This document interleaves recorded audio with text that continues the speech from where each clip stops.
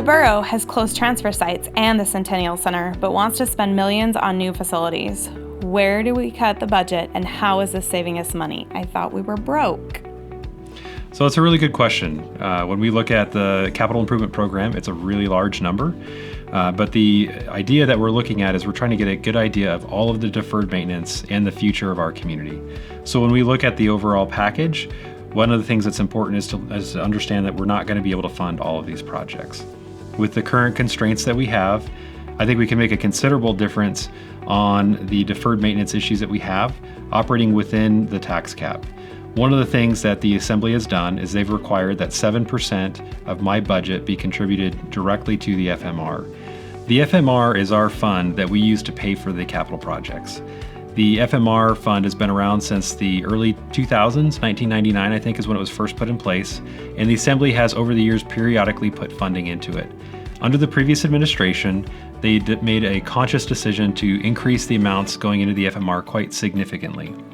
Since then, the Assembly has passed an ordinance, a change in our law, that requires that 7% of the budget that I put forward every year includes contribution to the FMR.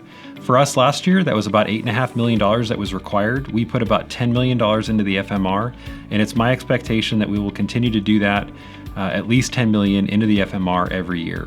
That's doing that under the tax cap, or I should say within the tax cap. So there is not an increase, if you will, above what has been authorized by the voters with that tax revenue cap. And so that's the primary mechanism that we're looking at to be able to fund the FMR.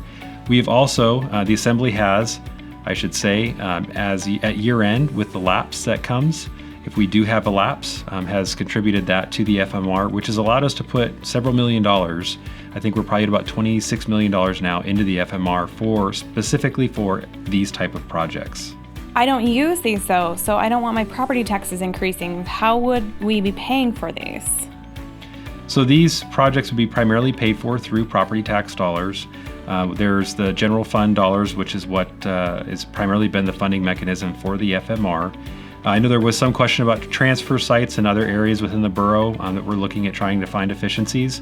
Those are different taxing jurisdictions. So if you're outside of the city of Fairbanks, you're part of what we call the solid waste collection district.